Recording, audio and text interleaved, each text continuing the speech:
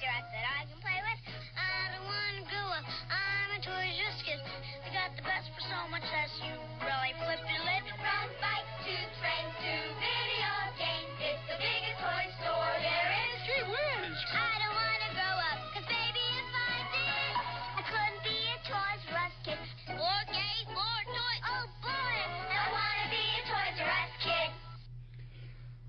Everyone in my generation who's in their 40s, maybe even in their 30s, knows that familiar, iconic commercial jingle that was the soundtrack of Toys R Us. Probably my favorite store. It's the one that I had so many fond memories of. My grandparents would take me, my parents would take me, I would take me, and I would drag around my brother and my wife and all my friends, like literally all of my friends. I brought college buddies, my co-workers, everyone who's known me has probably gone at least to a Toys R Us at least one time with me. So I'm really upset that Toys R Us is apparently going to be closing its doors imminently. I took a tour around a few of them in my area to get a glimpse of Toys R Us before it became a ravaged wasteland. So Toys R Us, this episode is dedicated to you. Now moving on to this week's show, I've got all the guys here. I always feel like there's so much more fun and just crazy conversation when I have the whole gang here. So we've got Lonnie, we've got Gunner, we've got Jace, we've got Javon. We're breaking down Walking Dead. We're talking about Flash. We're talking about Marvel superhero shows. Are people getting tired of them? There wasn't a lot of buzz about Jessica Jones, which was kind of weird. It just didn't seem to be the appointment TV that maybe some of the other ones have been. So I'm talking to the guys, kind of getting their take to see if the Marvel TV wing is just not as exciting as it once was. We're also talking about Tomb Raider, and if the guys were excited about seeing that. Hopefully by this time my bracket has not been destroyed. I do this every year and have just literally stopped putting too much effort into it, because it literally, by most first weekends, it's a wrap. So let's see what happens this time. If you are into other tournaments in March, I'm conducting my March Bashness tournament playthrough on Lyles Movie Files, and that is where I take all Mattel's WWE figures and have a March Madness style tournament. So if you come over to the site, vote on the tag teams you think will win. I'll play out the matches and we'll see how it goes. It was a fun feature. Lots of people seemed to enjoy it last year, so I had more toys and I wanted to go do another tournament. So shout out to Toys R Us for providing me with some of those figures for that.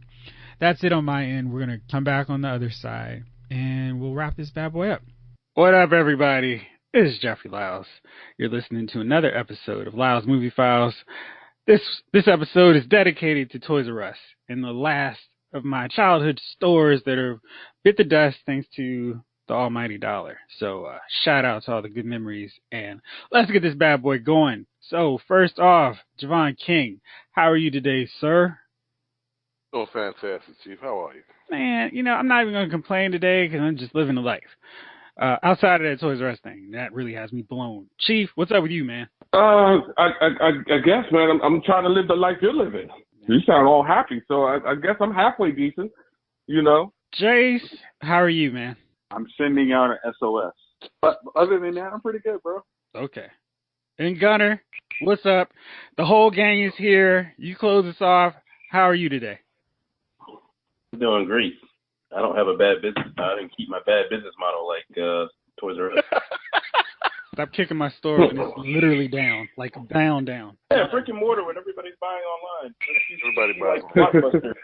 Oh, man. Y'all are unsympathetic. That's fine. We had some news today that Spike Lee may actually be joining the comic book ranks. He is circling, checking out, figuring out if he wants to direct a Spider-Man, very, very loose Spider-Man spinoff called Night Watch. Basically, Night Watch was Marvel's rip-off answer to Spawn. Take a Spawn cover next to a Night Watch cover, you will see that they look pretty much the exact same. So now Spike Lee is going to get in there and we're going to see his take possibly on a comic book film. I'm curious. I know we're going to get the spinning, rotating camera, but what could Spike Lee bring to a comic book movie? Gunner, what do you think about that, man? Well, he's gonna bring the little roly thing that he always does with every character, every main character. Right. Denzel's done it at least 3 times. He's gonna do the double take joint. I'm looking forward to that as usual. He's done it in every movie. You know, he's branched out from the social commentary movies and went into, you know, Inside Man, 25th Hour. He's grown.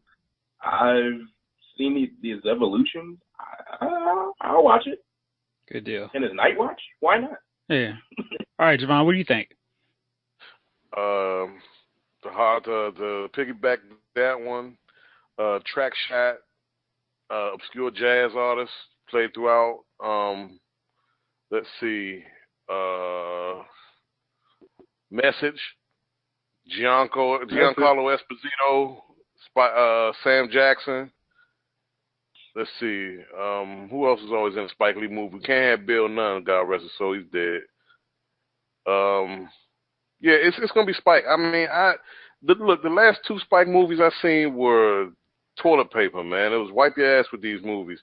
The Sweet Blood of Jesus and what was it, Red Hook Summer? Yeah, those were terrible. Yeah, right? Oh, wow. No, don't watch those. Right? No, watch 25th Hour and Inside Man.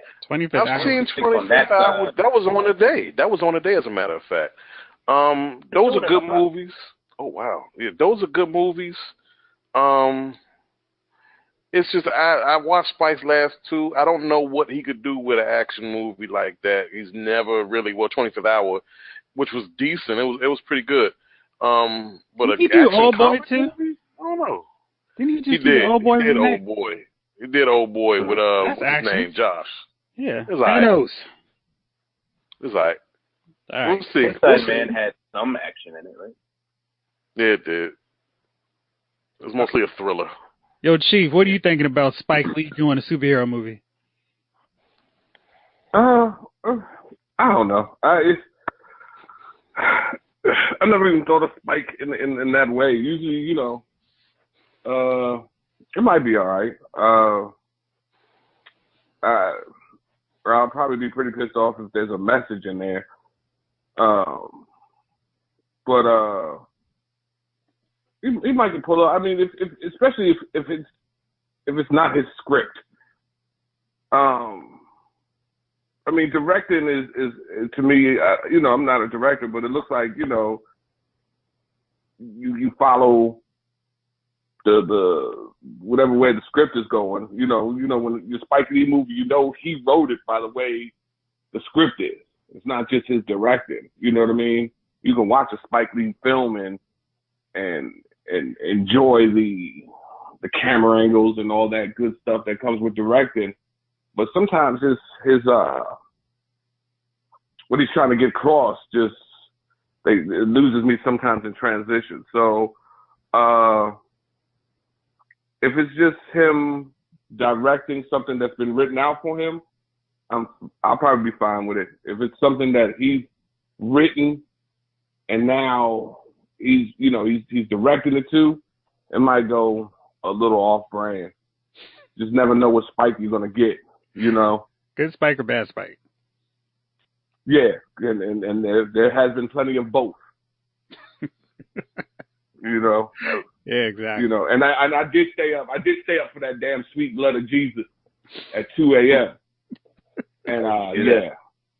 And, you know, it was a vampire movie. I said, who can mess up a vampire movie? I mean, if you go in, you know what I mean? Well, have you seen all the Twilight? Well, the Twilight, I used to consider the Twilight between.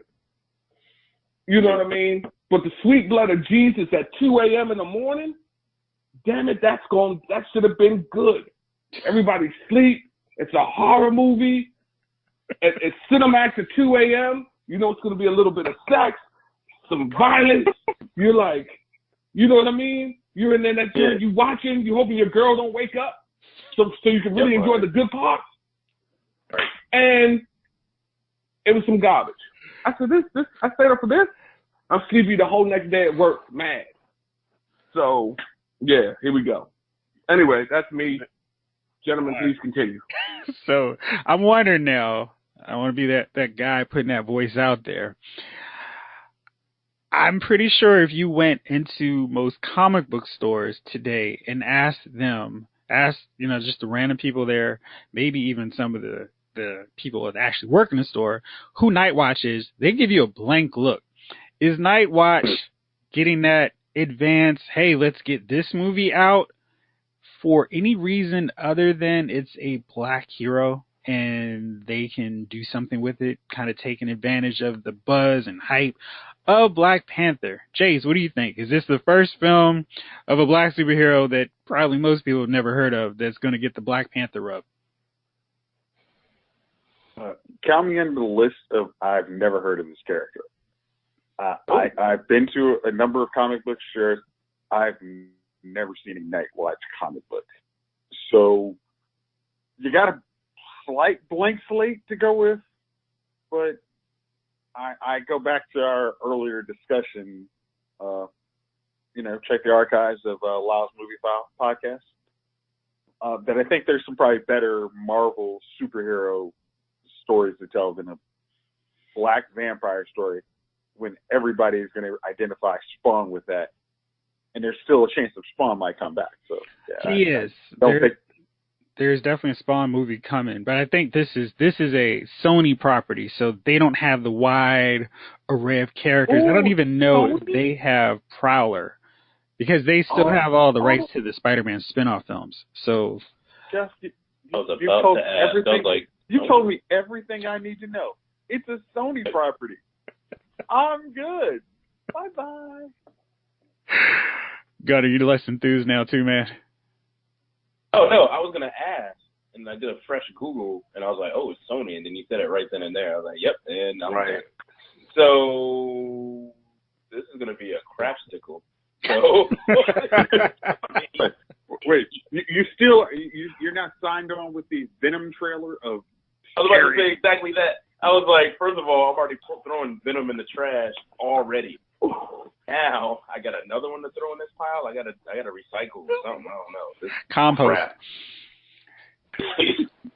Yeah, it's compost more so. Exactly. No bar throwing in the landfill. Yeah, I know they got to try to make their money out there because Marvel is just making a hand over fist. But I don't know if this is the character to do it with. I'm just, we saw. Okay. Yeah, we saw Donald Glover, and he was playing a character who is the Prowler in Marvel Comics, and he's one of the few black superheroes in the Spider-Man universe. And I don't know how that Sony Marvel deal works, if they had to share characters or what, but I guess he's one that Sony won't have a lot of access to. I think he'd be a lot more interesting because he's more of a Batman kind of character. Maybe they'd go with Cardiac as another black character, but these guys are real D-list characters that most people don't know about. And I don't know how exciting they can make a movie with these guys. With Blade, he's a guy who kills vampires. He's part vampire, but he goes around, slices heads off, and shoots them with his silver bullets. Okay, I'd watch that movie. Prowler, Cardiac, and Night Watch, tougher sell. And especially now we've got the pinnacle of black superhero movies with Black Panther. I don't want the well getting diluted so quickly with these lower tier characters that we don't get, the Jon Stewart movie. We don't get a Cyborg movie, Chief. And we don't get a Storm movie, and it's not like there's so many, but I think what Marvel and to a lesser extent DC are both doing now, they're looking to create characters who they can incorporate into their TV or movie universe. So that's why you're starting to see a greater push for Captain Marvel when they were like, hey, we're going to make her one of our big movie stars going forward. They immediately upped her presence in the comic books where it was like, whoa, everywhere you turn, Captain Marvel was everywhere. She was fighting against Iron Man in Civil War II, and she's been placed as this prominent character. So when people go see the movie next year, they're going to see a whole slew of Captain Marvel comic books they can get as well. And I think maybe somebody like Night Thrasher, the leader of the New Warriors, would be a good character for them to kind of make it that next level where people don't know a lot about him, but they could build a superhero team around like him and the New Warriors because they're pretty fresh. They had started to do a TV show on Freeform, which was very little to do with the actual comic book. But I think they're their property because it's a comic book based around teens who aren't old enough to join the Avengers. It's basically Marvel's equivalent of the Teen Titans, but it was really great. It was one of the good 90s books that came out from Marvel.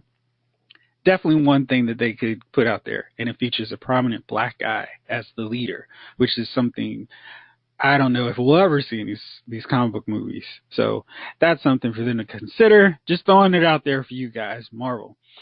Now, that brings me to my next question. So last Thursday, to kick off as part of International Women's Day, Jessica Jones Season 2 debuted on Netflix. And unlike most Netflix Marvel shows, there wasn't a lot of buzz. Like, I completely forgot it opened. It started so you could binge on Thursday, not Friday like normal. And I checked my Twitter timeline. I didn't see a lot of activity.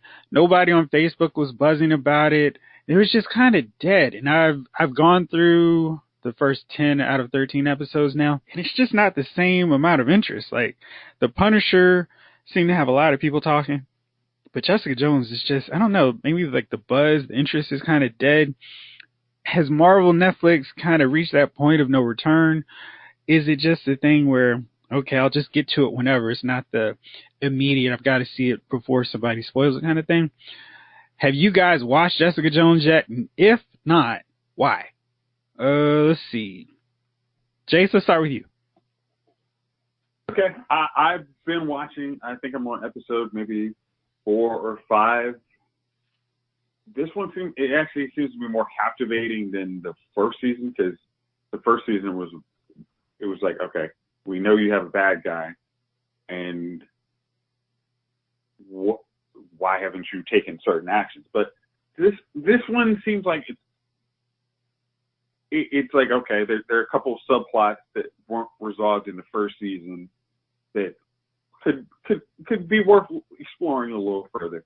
Now, going back to what you said about the release date, I know last year it was, or when they initially did it, it was released like during the NCAA tournament, but I think there wasn't as many great Marvel properties out. So it's like you still got folks like on Black Panther, and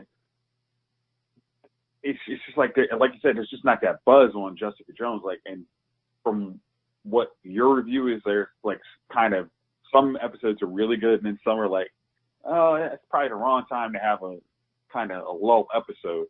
And then if that's the last thing you do that night, you're like, oh yeah, I'll pick it back up, a couple days later, and then something else comes on. All the other TV shows are on until basketball starts, and then you're like, yeah, I'll pick it up later again. So yeah. It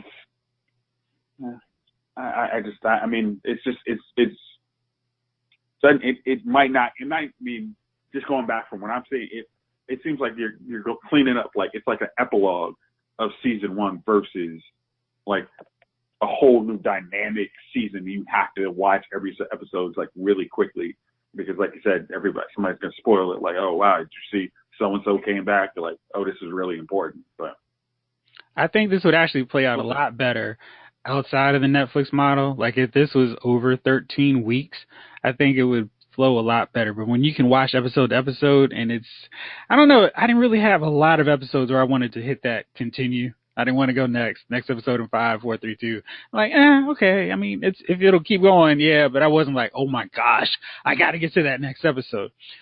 Chief, have you watched Jessica Jones season 1 or 2? And if not, are you interested in this one at all? I've seen both seasons. I watched the first one, and then I finished this one here. Okay. So yeah, I've watched them both. Actually, I thought this season was better than the first season. I thought it did. Well, I thought it did much better in terms of giving her more to do. Like, the first season was just, we got to stop Kilgrave.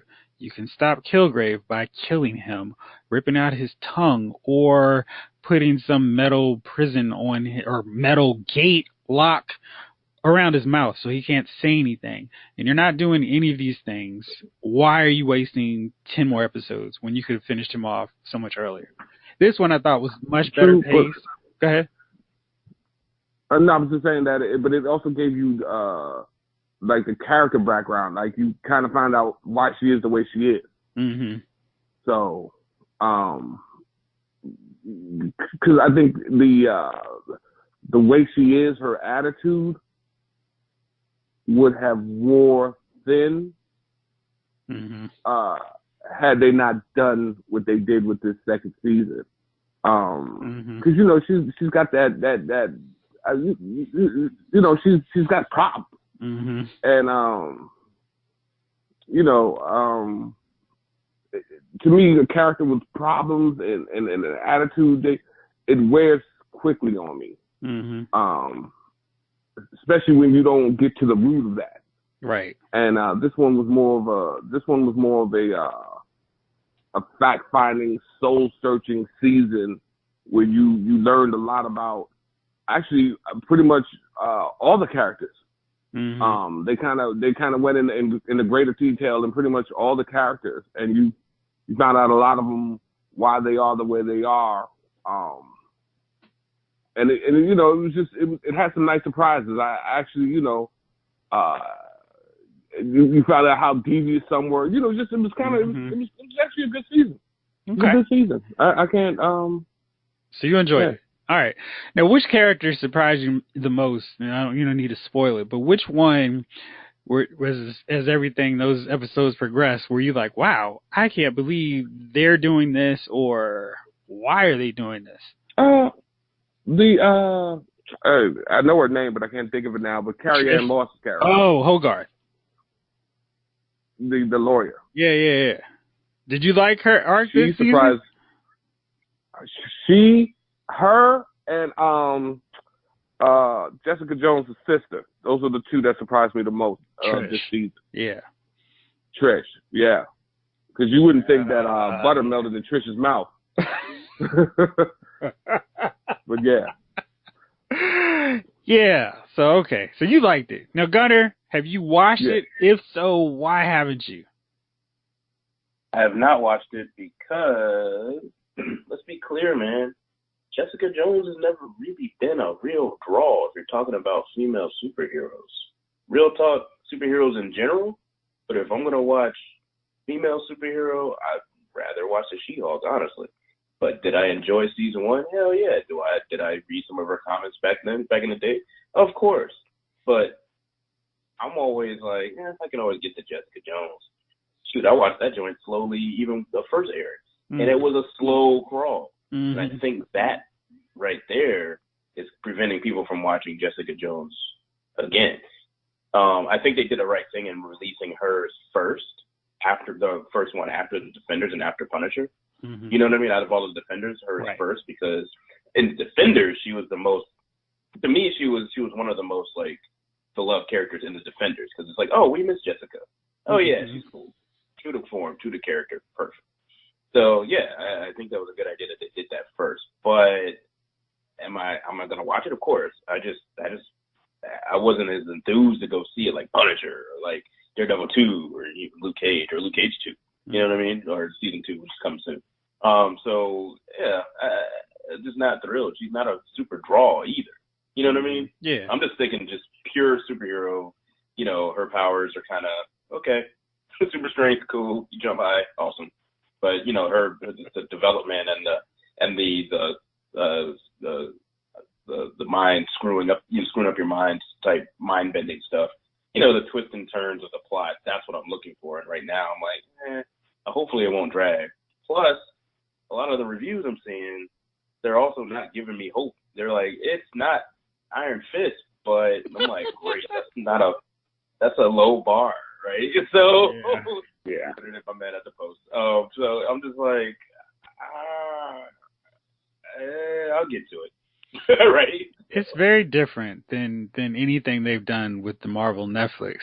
And this was the first season of Jessica Jones, since they've only had 2. But this one had all female directors, and if I am correct, all female writers, which definitely affected the story. Not affected, but it was, you could see the influence because one of the main focuses of her season is something I read a lot about, that women writers want to incorporate more based on their experiences.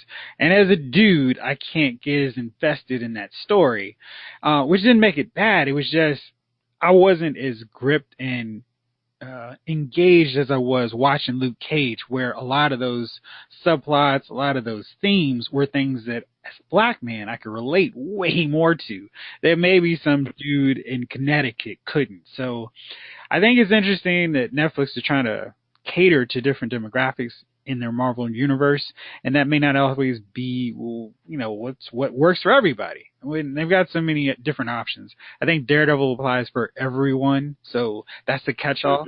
But they've got these other ones, and hey, more power to them for catering to different niches and different genres that people want to, that not everybody's going to care about, but enough people do that they're entertained and enjoy it. Javon, sorry. Yep. What was the things that the directors, without spoiling for me, because I'm going to finish it. What were the? It's going to spoil. Okay. Okay. Yeah. All right.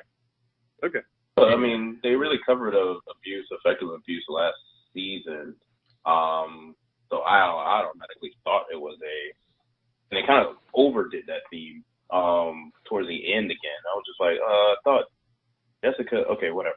But they went in on abuse and all kinds of different types of abuse, emotional, sexual, everything. So, I thought that was, I thought that was female influence there. I guess it was not. So I'm curious to see what it is now. What else are they going to talk about? That's really Jessica Jones' stick. Yeah. You know what I mean? Yeah. Like as a character from back in the day, I know, that's her thing. So what else are they going towards? I'm curious now. I'm curious. Right? Yeah. So last season, I thought that one thing that was great about it was how progressive and ahead of the curve it was with addressing dudes abusing women in different levels.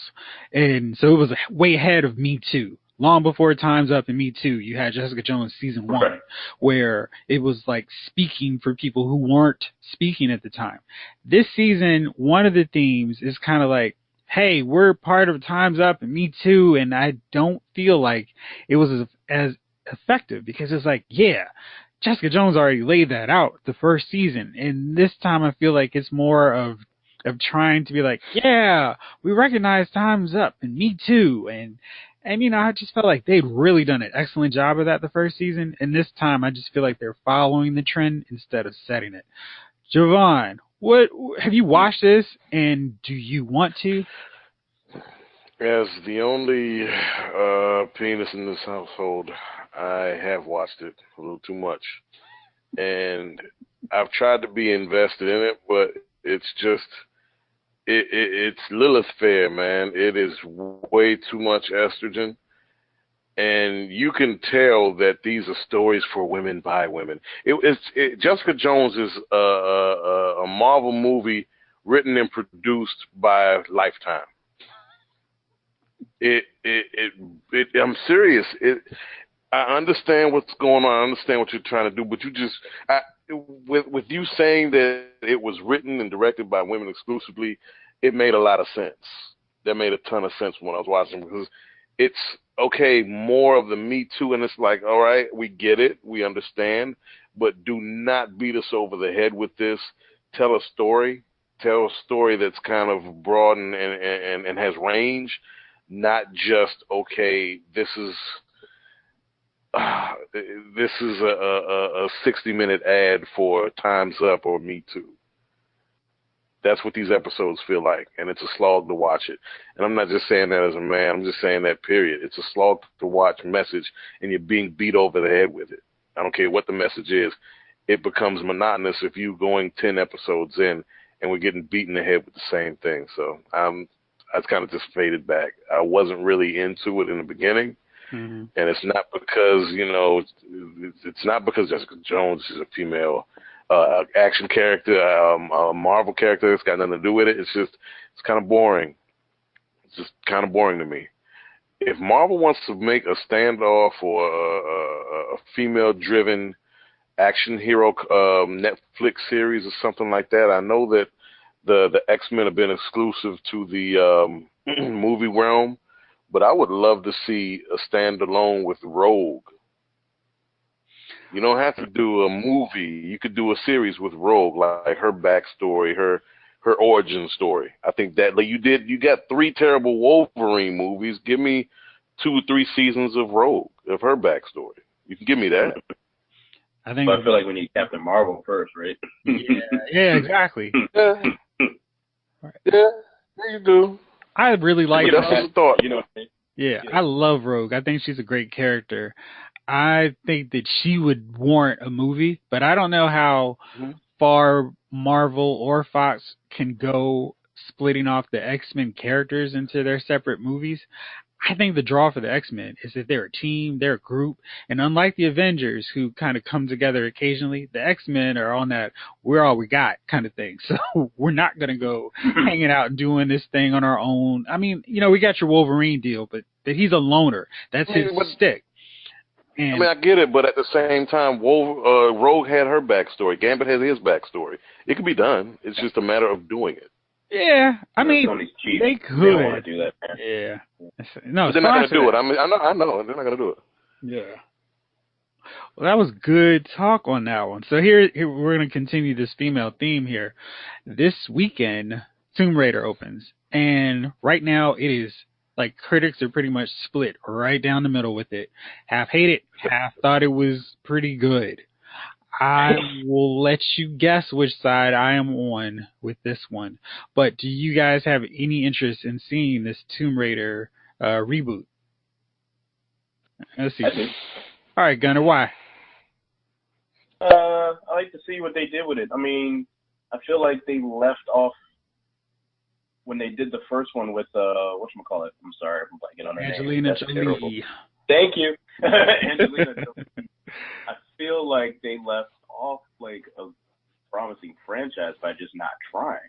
You know, the first one was great, right? So I don't know. I'm looking forward to seeing how they rebooted this one. It's kind of, to me, this one's kind of like a Batman, right? It's like, okay, let's just start over. Let's see what Chris Nolan's going to do. I'm curious to see what this one's about, right? Mm-hmm. They look like they're following the video game a hell of a lot closer instead of being a little more creative. You know what I mean? Like there's more of a thick plot about her, not just her mission to find her dad. You know what I mean? Mm-hmm. So, you know, I like that evolution of what they're trying to do with Tomb Raider. Yeah, I don't see anything wrong with it. Okay. I'm looking forward to it. Where you are, if I'm going to guess, I'm going to say you like it. Okay. Chief, how about you, man? Are you excited about a Tomb Raider movie? No. Why is that? Oh, I was done, Jeff. I didn't. Yeah, just my no. I didn't. I have no interest in a Tomb Raider movie. It doesn't. I mean, you know, usually I'm with Gunnar 100%. I didn't really like the first one, and that was with Angelina Jolie, and I used to love me some Angelina Jolie. That's the only reason why I saw it.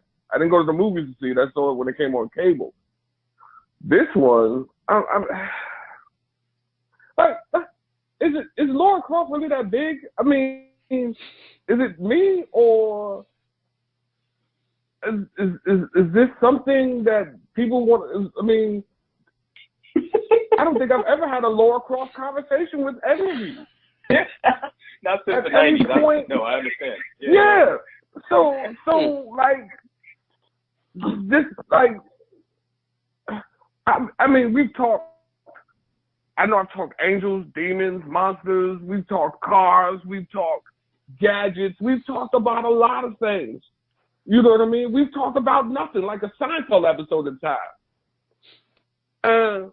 Not one of those talks ever did Tomb Raider come into play. No one. I mean, who wants to see Tomb Raider? Who wants to see Tomb Raider? Honestly. I mean, really? I mean, what? No. No I'm one. not going. I'm not going to do it. I'm not going to do it. I'm going to be home. You know? I'm not going to do it. I'm not going to go see it. I'll let Gunner tell me how it was. All right, Jace, how about you? Are you going to see it? I don't know if I'm going to see it. I will look and see your review says it is worth spending some money on. But I'll go back to kind of rebut Lonnie's argument. Well, I mean, Tomb Raider seems like an easy video game property to make. Like, it's an attractive female James Bond. I mean, I don't know about all the sex and all that, but it should be very easy. It's like have her go all to these exotic places. She's a treasure hunter. I mean, it's not, I'm sorry, take it back. It's not James Bond. It's a female Indiana Jones. It's just like you could make Uncharted into a great movie. You should be able to make an action game movie with a female lead pretty good. I mean, you just need a kind of decent story. Don't go try and go Ang Lee on the meaning of everything, and it should work. I'm gonna have to, of course, I'm gonna wait till Just Review to tell me if it does work, and I can save my $20 and watch Justice League on Friday or Saturday. There you go. All right, you can catch the review on Lyles Movie Files. Yeah, that's pretty good. I like that. That was good work, fellas. Excellent job. All right, Javon, what's your take on it? No, I'm with Chief. I'm with everybody. No, because look, like he just covered, if this were 1996 and I was still playing the PlayStation 1 and they said Lara Croft movie, oh, fantastic, great, I'll check that out. But I was 16 then. I'm 37 now, and I don't care. Nobody's played Tomb Raider in 20 years. Angelina Jolie had hers, you know, she did her 2 movies, and I thought that was going to be pretty much that. It's not like a big resurrection for Tomb Raider right now. It's on nobody's list of top games for 2018. I'm pretty sure the young actress in it does a great job, and maybe it's a good story. I don't know, but who cares? That's like I don't know, man. If making the Adventures of Bayou Billy movie right now, who cares? I'd actually watch a Bayou Billy game because I never beat that game. That thing was insane. So I'd like to see somebody get through it. Yeah, it's terrible. I mean, terrible and terribly hard. So yeah, I without spoiling it, I thought Alicia Vikander did an excellent job. I am looking forward to seeing what they do in a sequel. Yeah, I think that's nice and vague. Yeah. That's very polite. That's very polite. It's vague. No, it's vague because of my feelings about the movie, which I'll be writing soon. But yeah. So that was that. We got those out the way. Let's go on to TV. I know we're still going through everything, still trying to catch up. But Chief, we've been trying to get you on the Black Lightning. You're now caught up. So let's just get your overall take on Black Lightning. Have you enjoyed it? Do you not like it? Were we totally off base thinking you may enjoy it? Take it away. It was a decent show. It's like the G version of Luke Cage in a way. It's urban, gritty, and I enjoy it. My complaints about Black Lightning are few. And I'm curious to, like, I didn't catch last night's episode, but I'm curious to see how his daughter responds to the whole thing. But I didn't want to see it at first. I wasn't sure how it was going to be. Maybe it was the suit that threw me off. Mm-hmm. It's something about it just looked kind of hoity-toity. It was kind of it. Yeah, it was just so I was like, another one of these joints. You know what I mean? And so I started, of course, I'm sitting on the beach or whatever. I'm like, well, and it's funny when you're sitting on the beach, you're like, I got nothing to do. So I said, well, let me check this thing out. put on the first episode. I was like, okay, it was decent. Then, I was hoping the drug dealer lived a little longer, but, it is what it is. Just the way the direction is going, it looks like it's going to be pretty good. Jill Scott, when she appeared, I was like, okay, So I'm looking to see what secrets, because it seems like a lot of secrets are going to be coming out soon. So I'm looking forward to the development, the continual development of the characters. So but Black Lightning, go Black Lightning. All right. Well, that's good to hear. Gunnar, have you been keeping up with it? What do you think of it so far? I did miss my Tuesday's episode, but yeah, I've watched up until that point. I rewatched them with my mother-in-law this weekend, who was like, "Melvin, have you watched this Black Lightning show?" I'm like, yeah. She's like, unfortunately, she watched like episode 7 and then went back, so she was all confused. I was just like, oh, I already saw that. I'm like, yeah. So, that person's dead. That person's dead. That person's dead. He done. But you still enjoyed it, right? You watched the guy. Yeah. So, yeah. But, yeah, man, I'm down. Like, yeah, I do have a similar complaint about the costume that I kept to myself. I'm like, well, I guess, that's what you got to deal with. But I was hoping to see, the old costume from the 80s, man. Yeah, I like that costume, and I think the whole gimmick with what he was doing. He wore that disco outfit because he wanted to be so different from how he looked in his secret identity. And I thought you saw his daughter do something like that, and I like that. And it's like, well, if you're really gonna go with the secret identity, you should go as ridiculously over the top so people don't know who you are. I mean, throwing on some glasses and combing your hair back isn't much of a secret identity, but plopping on an afro and walking around with your chest out, I mean, dude, no one's gonna know the school teacher's that guy. So, and I don't like his Iron Man suit. Yeah, exactly. Yeah, the suit. They're trying to do too much with the hover thing. Yeah, man, it's like, let him be Black Lightning. No. He didn't need to be Iron Man. You've already got Adam to play Iron Man in your DC universe, which I don't like anyway. But yeah, but nobody likes Adam anyway. But because, he's on that show of all the throwaway characters. Anyways, so I wanted to touch on that one point that, with the enemy, what's his name? The drug dealer. Well, the main, Tobias is great. No, you're talking about Latavius? Yeah, he's dead. I don't care about him. I'm talking about Tobias. Lala. But yeah, no. Yeah, Lala's dead. I'm glad he's gone. But, because he was just an annoying character. I was just like, dude, stop whining. Lyles is more of an in-depth character that we're used to seeing on TV now. You know what I mean? Mm-hmm. And, I mean, my goodness, they went in on the backstories and everything. I thought that was great. He was just like, and even he talked about the costume. He's like, the brother wearing an Earth, Wind, and Fire costume. Right. I love that line. Why did they get away from that? I want to see that outfit. Yeah. I need the super suit, man. But, I'm curious to see where they go with it. I like, last thing I also like, I wasn't sure where they were going to go with Gambi. Because I thought don't spoil it, because I know some of y'all haven't cut up there. But yeah, but. Oh, I was glad that they added that in there. I was like, so they're really keeping true to form. Perfect. Mm-hmm. Yeah, so I think they've done a really good job with it. I think of the CW shows, it's been the one that's been the most consistent. Like, I think everyone has been kind of up and down this season, but that one has been smooth sailing. Like, you can watch it and it's like, okay, they're not going to insult your intelligence. You're not going to feel stupid like they think you're stupid and try to get one by you. It's like, okay, that all makes sense. And you can agree with it, but at least it makes sense. Now, some of these other shows, I've been having some problems with what they think makes sense.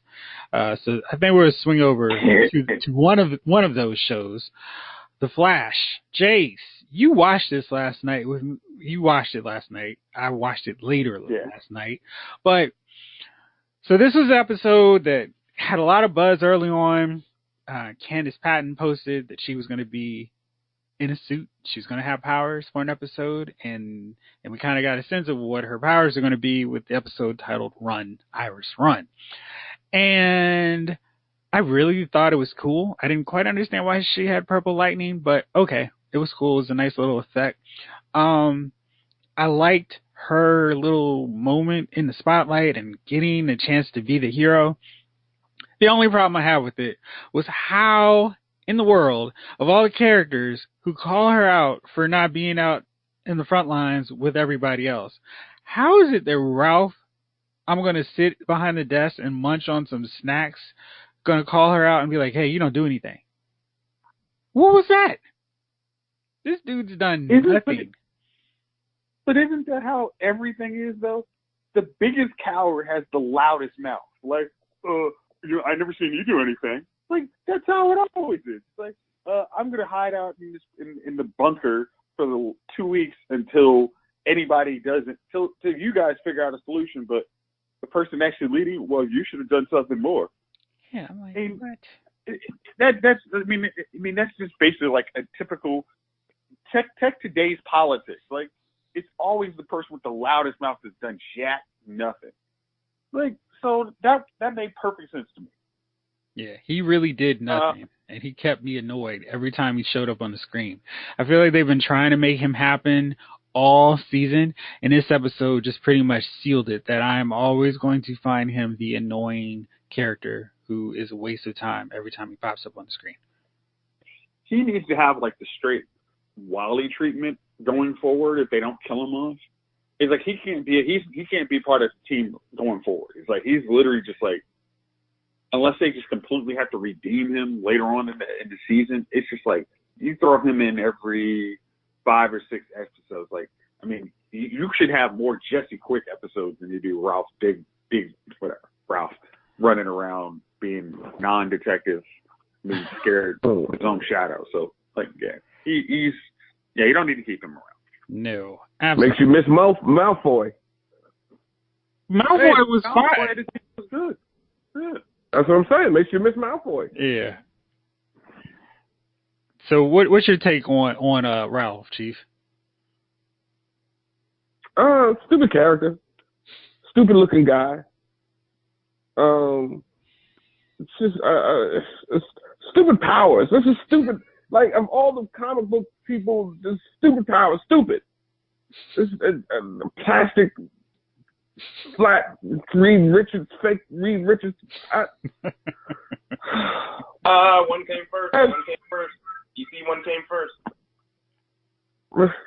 Classic, man. It was. But couldn't he have been a better character, though? I mean, listen. If he was a better character, he was like not even like Family Man detective, but it's like he actually was a detective and didn't try and be another person as comic relief. He would be more tolerable. Yeah, it's just stupid. It's a stupid character. It's out of all the people, and this is why maybe DC failed, because out of all the DC characters you could have chose to promote and bring on the show to enhance the show, this is where you go. Well, who can we bring? Oh, man. You know, the guy in the back who never says nothing. You know what? You know who's going to bring fire to the show? A guy like Plastic Man. Oh, the room erupts. Oh, you killing it, son. That's it. Plastic Man. That's it. That's what the show needs. Out of all the heroes, I wasn't even thinking Plastic Man. And look at you, thinking outside the box. Yep, Plastic Man. That's going to set fire to the show. And then, you know what also do? Make him a complete idiot. Oh! And everybody around him super smart. So that he's just sitting there looking dumb most of the episodes. You know what else would be fire? First, we'll perm out Kid Flash's hair, and then we'll get rid of him. Oh, word, B. That's it. Yeah. So that's where we're going with this. Yeah. Oh man, they've had a revolving door of non-sidekicks. It's like they've had Firestorm, Kid Flash, and then it's just like and now Jesse. Ralph is like Jesse Quick. It's like, all right, make one or two of them stick and actually utilize them. Like, you're forgetting Jay too. Ralph is not. Jay at least had another part, but it's also like going back is like They went through 2 firestorms in 5 seasons. Like, no, they did season 4. Oh shit! Yeah, like this Exactly. next season, no secondary characters. Stick with your main team. Like, It's starting to make him so angry. He's thinking there's more seasons than it's not. But you know who he does have? We could always look forward to watching Vibe. That's an excellent character. Everyone loves Vibe. Totally forgot Gypsy's there too. Yeah. Yeah, man. The only character that I actually halfway enjoyed is Frost. Yeah. And they made her so There was a lot of stupid silence this for a season. reason. No, I mean, they made her so lame this season. Last year, she was giving everybody the blues. They couldn't deal with her. She was just so powerful. Now, she gets stopped by the dumbest supervillain. And it's like, dude, come on. She didn't get dumb all overnight. She's still just as capable. If you want to take her out so Ralph gets his chance to shine, make the bad guy more formidable. But don't dumb down Caitlyn just so Ralph can shine. He is impossible to shine up because he's just a goofy dude and he's unlikable. And I still don't understand why anybody at Star Labs keeps him around in the first place. So that's my take on that. So now it's time for everybody to get in on here. Or maybe not everybody. Okay. Yeah. Jeff, like, dealing with this last episode, it's like, what the heck is the point? I mean, it's like, okay, now you have this new character who can swap DNA with anybody. It's like, how the hell did Clifford DeVoe find this guy first? Exactly. He's the first dude he should have gotten. He's like, oh, this guy can take everybody else who's a problem, their power, and transfer them directly to me. Why wouldn't he have just grabbed him and taken him on his Professor X hover chair and just rolled up on everybody at the bank? He didn't even have to kill him. He could have gone on the same bus that everybody went on and just got all their powers. No, and also here's the other thing. He doesn't need metas. He literally can do it to anybody. So this is literally the ideal guy to get. Like, if you're running out of DNA because, the powers are draining you too much, you can go to a complete jabroni and literally get the things you want. I mean, like, you can be the football player. You can be the freaking president. What the heck am I? Oh, well, I don't know who this third person is, but I'm sure I'll figure out who it is when my intelligence comes up. Like, no, like, that part of the story is just dropping me. It's like, come on. Like, the most powerful person, I don't even know who it is. Come on. Yeah. It's really bad. I think their episodes are proving to be too long. I think if they were taken down to 13 episodes, you'd have a lot less filler, and they'd just be more streamlined, and they wouldn't have to make the characters, either the heroes or the villains, dumb, just so they can make the story keep going. Because it's like, man, DeVoe, if he was really that smart, he would have gone after the dude who could read people's minds and the dude who could take people's powers. He wouldn't need Becky's good luck deal. Fiddler. He wouldn't need the Fiddler sonic power. I mean, those are so... It's like, there's no point to those powers when they're two superpowers. It's like, if he has a bowl of superpowers to grab, he went for the lame ones first. Or he went for one superpower, and then he grabbed a bunch of other cool abilities that are nice to have. And I still don't understand why he needs Ralph at all. What power does Ralph offer that's better than reading minds or taking powers? It's just stupid. Okay, I'll give you Y'all are really making me want to watch this show. No, the first 2 seasons you'll be fine. Like, and I like the third season. Like, this one, the problem with Flash this season, I mean, like, and actually the whole part is it's like the reason why I actually like Supernatural is like you can tell when the episode starts if it's kind of a not main storyline episode. So if you want to skip it, no problem. Like, this is where the rogues or some of those, like, this is where a person, like a meta like the Fiddler, well, you don't even, just like a bank robber, some reason that you're like, oh, okay, this is not about the main story, so I could skip it if I want to, not trying to tie it into the main story where you have to make it so Ralph is important. It's like, you mostly is like, okay, if I could look at the highlight, this looks like a Ralph-focused episode. Skip. Like, So if they just started doing that next season, like, hey, let's have them just deal with some, like, guys who could be part of the Rose Gallery, not making metas, but literally just part of the Rose Gallery.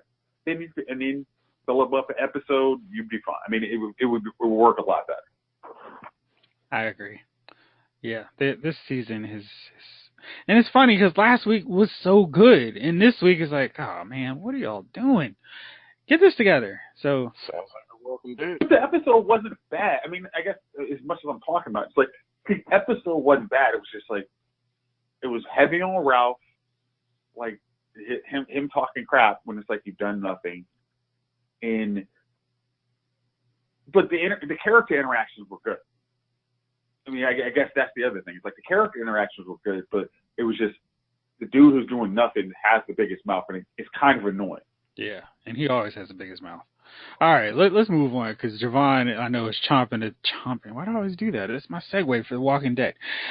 Javon, you and I watched The Walking Dead this past week, and I want to get Chief's expert opinion on the previous week. But so let me hear from Chief right now because he watched the episode where the garbage, junk, crappy characters all met the blender. And Chief and I were talking about it earlier, so I want to hear Chief's insight on this so y'all can hear it too. So Chief, what did you think about Walking Dead last week, man? So I think where we started off was that it was another episode, man, where just things that shouldn't happen have happened. Now, when Jeff and I were talking earlier, our whole thing was this. So you got guns. It's 70 of you. 50 people also walk in with guns. Those 50 people tell you, hey, you crossed us, give us your gun. Right? They hand over the gun. And so, you know, as we see, they turn on them, they shoot all the saviors, right? So we were saying, well, instead of letting the saviors in, yeah, you didn't set a booby trap for them. You just came in, handed your guns over. Hell, when they were getting shot, I don't know if you even noticed, none of them really ran. They all kind of stood there and got shot. So, yeah. Right? I mean, it's a could have gone like, we got the high ground. Listen. You could have gone like, hey, I've been shot. We can kill y'all. Right. I've been shot at. And I've been shot at. Every Your time first I've been instinct, shot at. run. Right. Every time I've been shot at and didn't have a gun, I ran. And every time I've been shot at and did have a gun, I got for cover. So those are the two things. If you're getting shot at and you don't have a gun, you usually run. I don't care who you are. So these guys are standing there, they're getting shot at. So then she makes a booby trap. So now your people are turning into zombies. You don't leave the place. Instead of not leaving the place, you set a booby trap for whoever is going to come into the place while you sit Chief, there. I do you one. And then you ask, Chief, I do you one better. You put on a nightgown and set a booby trap. So go ahead. I'm sorry. I interrupted. Please go ahead. You are absolutely correct.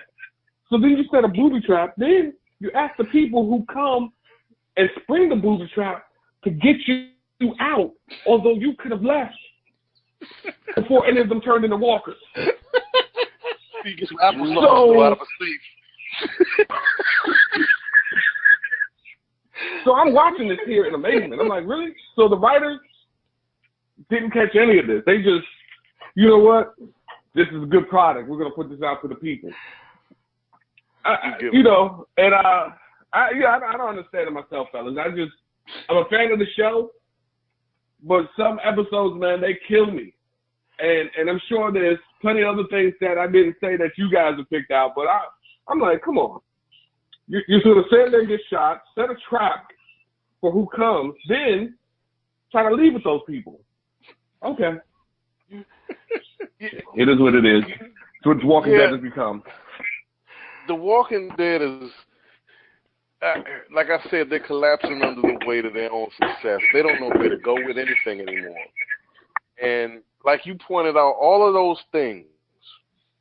This is common sense stuff. This is not. We're not talking about super intelligent writing. It's just, okay, if we're gonna do this, let's not do that. Okay, it's like, all right, if he's gonna get punched on the right side of his face, don't have him fall in the opposite direction. You know what I mean? Don't have him fall in the same direction. No, this is just things we're not doing right as the writers of The Walking Dead. When did Jadis have the time to have a wardrobe change? When did she have time to slip into something more comfortable? You know what? All of my people are dead. It's been a hard day. I'm going to slip on this nightgown, give myself with a bottle of wine. A bottle of wine. I'm going to finish up this ugly blue painting, and I'm going to grab some applesauce out of the safe. Okay. Wasn't she wearing that actually underneath her little... Why did she like, take it off? I don't understand why you take off armor when everybody's going to chop your arm. I mean, like, I'm thinking the whole time I'm running around in armor, but, you know. Well, Jason, honestly, like you said, the whole time you're running around in armor, and that's what logical thinking would tell you to do, right? But for some reason, they decided the best wardrobe choice for Jadis at this point, when her whole group has been zombified, is to wear a nightie and sit on a heap and wait for Rick and Michonne to show up. And what is Rick's fascination with these goddamn people? They've screwed you twice, you dummy. The dream is dead. Hey, they're not your friend. I'm sorry, go ahead, bro. Yeah. Where were the dead when they first walked in? Before they fully committed to the inside and the trap fell, where were the dead?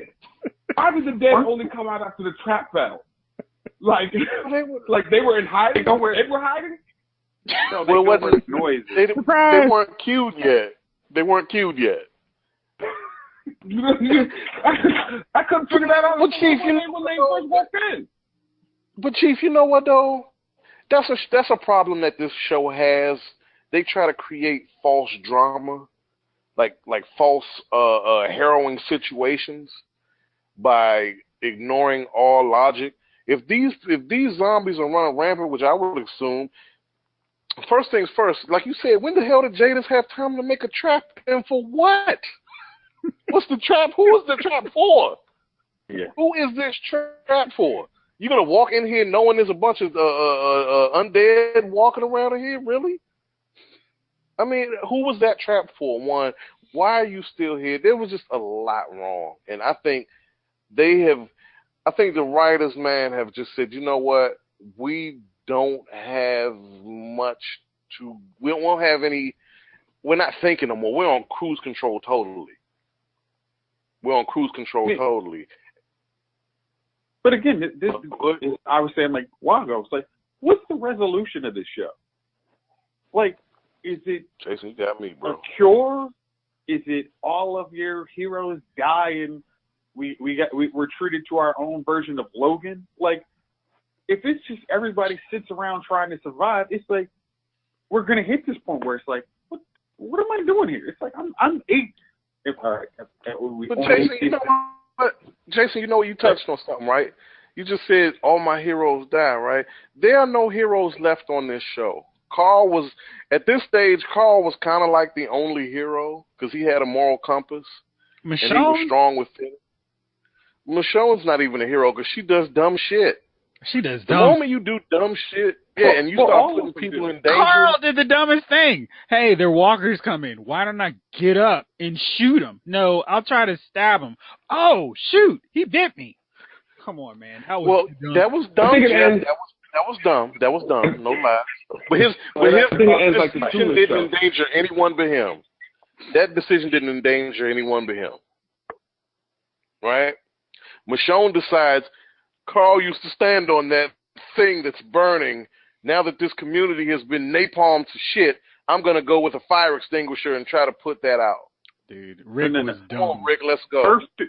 First stupid mistake was the week ago when she goes into the, what was that, in the warehouse Ooh, look at Yep. this tennis ball. I'll go follow that. Oh, no. What are you, a golden retriever? Right. Like, come on, man. Y'all are losing me, man. And you know what, dogs? My biggest problem is, look, at this stage, I'm 8 years in. I said this to wifey when we watching that shit. I was like, I cannot walk away yet because I will feel as cheated by this show as I felt by The Sopranos, by Lost, the way I felt cheated. Yeah. We'll We talk have about different TV shows. We'll talk offline. Lost. Say All right. again? We're defending TV shows. I'm gonna. Yeah, let's not do that. Let's not. I'm sorry, Joe. Go ahead.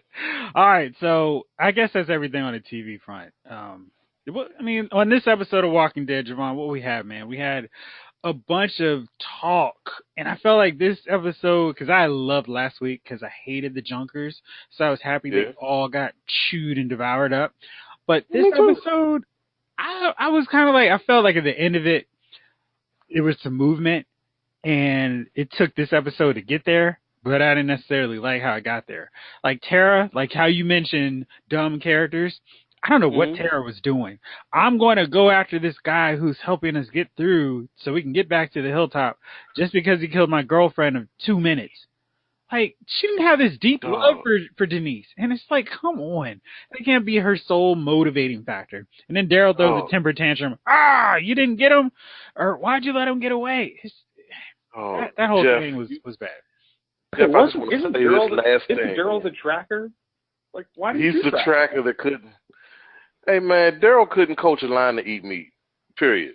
So, my thing, Jeff, like you just said, and like I said before, characters who are still around on this show whose storylines ended a long time ago, and we're looking at that with Tara, because we didn't give that much of a damn about you, let alone your girlfriend. When that arrow went through her eye, I didn't even bat an eyelash. I just said, "Oh, no." Okay, so she did a super stupid thing. I'm gonna talk real loud. Her death was one of like, yeah, you had that one coming because you're stupid. You had that coming. No. Go back a little further. Like, who the hell lets their only doctor run around on some mission just to prove yourself? Like, well, dude, hell, no. There's another doctor coming around the corner. Every episode, hey, I'm a doctor. I have doctor skills. What? Oh, I guess we don't need the other. Where's the one? Because Rick just cut the head off our last doctor, and our intern nurse here, our nurse's aide here. Yeah, we're gonna send her out on a mission to gather supplies with the loner with bangs and the bow and arrow. Come on, man, stop. In Tara. Well, you know what happened? Like, really? You know what happened? Ralph told her she wasn't out on the front line. There you go. Good. Hey. When I have to pull a bullet or arrow from you, let me know if I don't do anything. Like, that was, it's like, you just literally need to put some of these people in a plastic bubble and literally say, do not move. Like, hey, you new doctor, you are not leaving out of here. We're putting you in bubble wrap so you can't get bit by a mysterious zombie. Like, no, just sit down and no. Dude, that's serious. Hey, this is the last thing I'm going to say about that stupid show. This is the last thing I'm going to say about that stupid episode. Father Gabriel's tears after they killed the doctor from the. Oh my God, I was in tears laughing at that. and Eugene summed it up perfect. I had a purpose. Yeah, this is it. Salt bullets, dummy. Loved it. Yeah, I was like, come on, man. But what was the doctor doing? There are 3 dudes with guns. I'm going to get this guy, and I'm going to turn the tide. Who does that? You're not Optimus Prime, dude. You're not going to run off dudes on your own. It's just not happening. Man, he was really on his Steven Seagal. I don't know why he figured that was going to happen. I don't know why. But yeah, that's enough of Walking Dead. All right, that's it for this one. I hope you've enjoyed it. This was probably my favorite episode that we recorded so far. It was a lot of fun, and that was just the first half of this conversation. The second half I'll post up probably Monday or Wednesday just to keep the ball rolling. And hope you guys enjoy March Madness. Hope everybody decides to come on over and check out March Bashness and keep that flavor in your ear. Shout out to Craig Mack. This episode of Lyles Movie Files has been filed.